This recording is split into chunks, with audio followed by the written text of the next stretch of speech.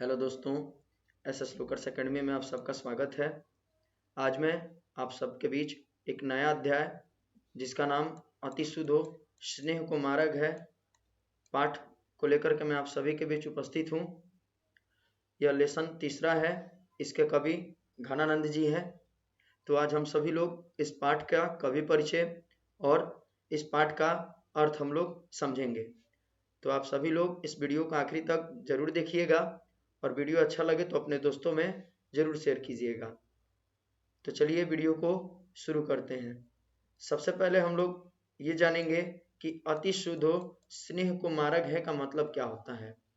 अति शुद्धो, अति मतलब होता है ज्यादा, शुद्धो मतलब होता है अमृत या शुद्धा, स्नेह मतलब होता है प्रेम और मार्ग है मतलब रास्ता होता है। यानी कहा जा रहा है कि प्रेम का मार्ग जो है अमृत के समान पवित्र और सीधा या सरल या सुगम होता है। या जो हमारा प्रेम होता है, प्रेम, उस प्रेम का जो मार्ग है वो सरल होता है या आसान होता है। तो इस पाठ के कवि कौन है? तो घनानंद जी हैं। घनानंद एक हिंदी के प्रसिद्ध कवि और संत भी थे। तो पहले हम लोग इनके बारे में पढ़ेंगे। घनानंद जी के बारे में कहा जा रहा है कि घनानंद जी रीतिकाल के कवि हैं। ये जो है रीति मुक्त काव्य धारा के शिरोमणि कवि भी कहे जाते हैं। इनका जन्म जो है 1689 ईस्वी में इनका जन्म हुआ था और इनकी मृत्यु जो है 1739 में नादिर शाह के सैनिकों के द्वारा कर दी गई थी, यानी इनकी हत्या की गई थी। 1689 में इनका आसपास इनका जन्म हुआ था और 1739 में नादिर शाह के जो सैनिक लोग थे उनके द्वारा यह मारे गए थे। ये मुगल बादशाह मोहम्मद शाह रंगीला के यहाँ मीर मुंशी का काम करते थे और ये अच्छे गायक और श्रेष्ठ कवि थे। ये सारा बातें घनानंद जी के बारे में है कि घनानंद जी का जन्म 1689 में हुआ था। 1739 में इनकी हत्या कर दी गई नादिर शाह के सैनिकों के द्वारा।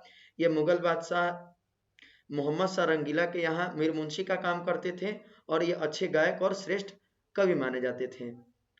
इसके बाद घनानंद जी के बारे में और जानकारी हमें प्राप्त करनी है। तो कहा जा रहा है कि घनानंद सुजान नामक नर्तकी को प्रेम करते थे। विराग होने पर ये वृंदावन चले गए और वैष्णव होकर काव्य रचना करने लगे, यानी कि वैष्णव संत को अपना लिए, वैष्णव धर्म को अपना लिए और ये विराग होने पर यानी बिछड़ने के बाद जो है वृंदावन चले गए। और किससे बिछड़े? तो ये प्रेम करते थे सुजान नामक नर्तकी से। तो उनसे प्रेम करने के दौरान जब उनसे वो बिछड़ जाते हैं तो वृंदावन चले जाते हैं। और कहा जा रहा है कि सन 1739 में जब नादिर शाह ने दिल्ली पर आक्रमण किया तब उसके सैनिकों ने मथुरा और वृंदावन पर भी धावा बोला।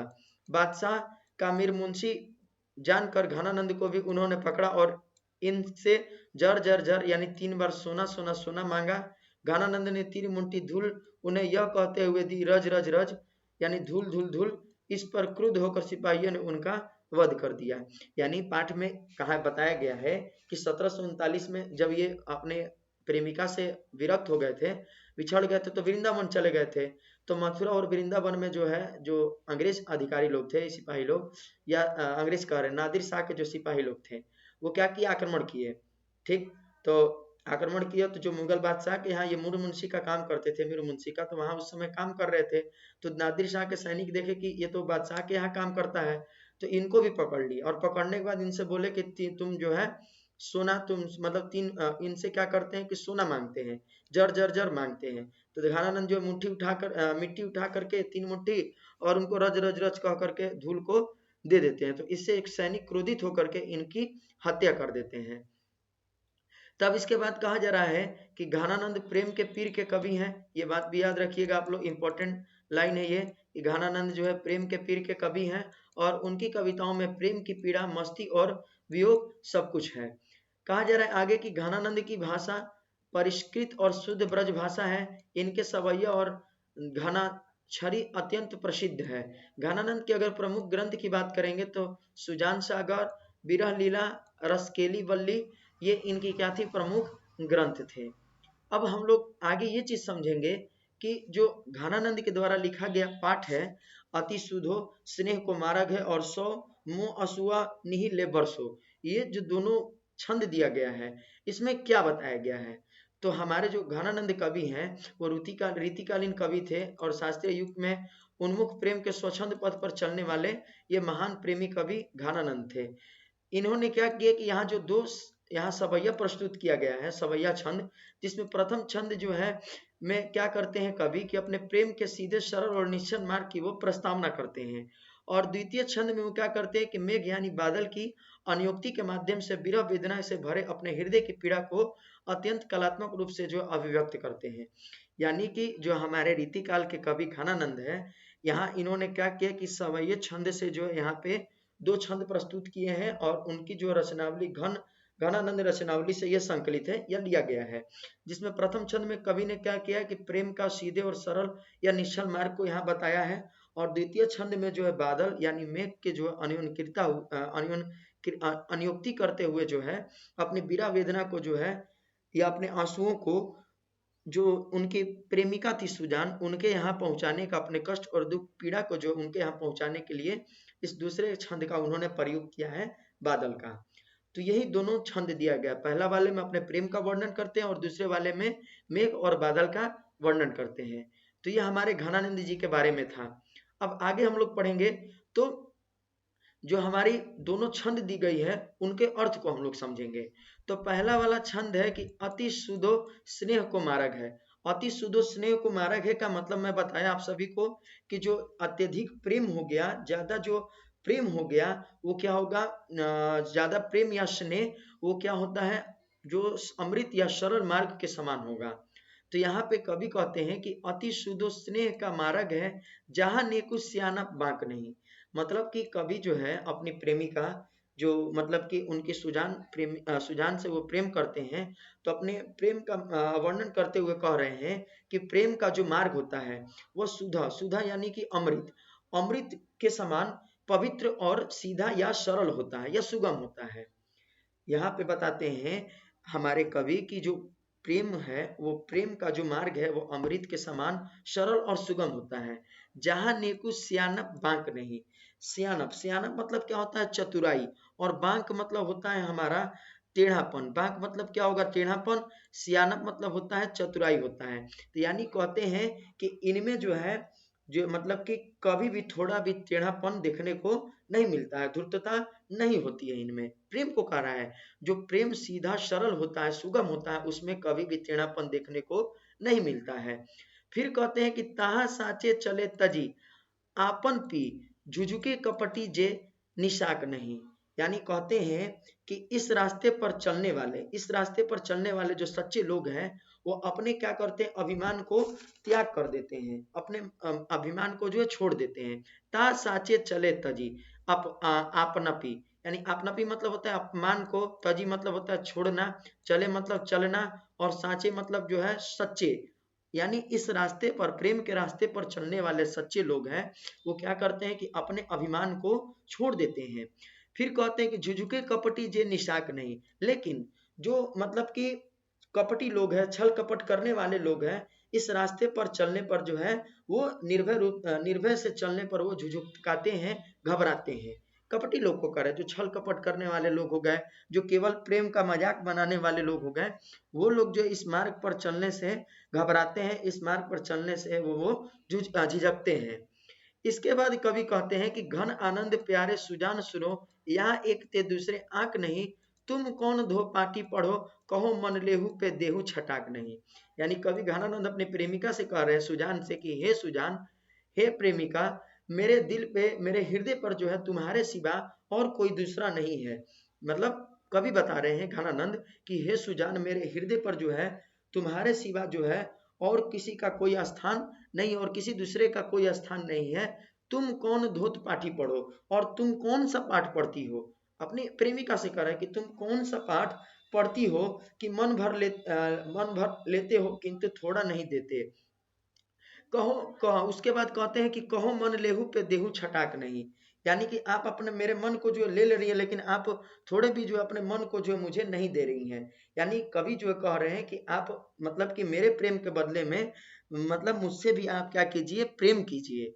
तो तो वही बोल रही हैं कि हे सुजान, आप कौन सी पाठ पढ़ी हूँ कि मैं अपना मन अपना सब कुछ आपके लिए निछावर कर दिया हूँ, लेकिन आप मुझे अपना थोड़ा सा भी प्रेम नहीं दे रही हैं। तो आप मुझे अपना थोड़ा सा भी प्रेम दीजिए, मैं उसकी उम्मीद लगाए बैठा हूँ। तो ये कवि कहते हैं इन चारों पंक्तियों में। तो ये पहला हमारा छंद था जिसमें सुजान से अपने प्रेम का वर्णन करते हैं, बखान करते हैं। अब इसके बाद जो है हम लोग आगे पढ़ेंगे दूसरे वाले का। दूसरे वाले छंद में क्या कह रहा है ये हमको समझना है। दूसरे वाले छंद में कह रहा है कि मोह अश्रुआ निहिले बरसो। मोह अश्रुआ निहिले बरसो यानी कि मेरी आंसू जो है आप सुजान के आंगन में ले करके बरसिए, ऐसा कवि जो है कहते हैं। तो कह रहे हैं कि पर काजही देह को धारी फिरो परजन्य जनारथ हवे दर्शो। यानी इस पंक्ति में जो है जो घनानंद है वो मेघ को संबोधित करते हुए कह रहे हैं परजन्य यानी बादल को। परजन्य मतलब होगा, परजन्य मतलब बादल, परजन्य मतलब बादल को कह रहे हैं कि बादल तुम दूसरे की भलाई के लिए देह धारण करते हो। यानी पर काजही देह को धारी फिरो, यानी हे बादल आप जो है दूसरों की भलाई के लिए जो है देह को धारण करते हो, और परजन्य जनारत हवे दर्शो, तुम अपने जल को जो है अमृत के समान कर दो। यानी कि वो बता रहे हैं, मतलब पहले लाइन में कह रहे हैं कि हे मेघ, हे बादल, आप दूसरे के भलाई के लिए जो है आप क्या करते हैं कि दूसरों की भलाई के लिए जो देह धारण करते हैं। निधि नीर सुधा की समान करो सभई विधि सजनता सरसो। तो आप अपने जो है जल को जो अमृत के समान कर दो, और उनके लिए जो अनेक विधियां, और कहते हैं कवि की, और अनेक विधियों में जो जल की वर्षा कराकर तुम अपनी सज्जनता को का परिचय दो।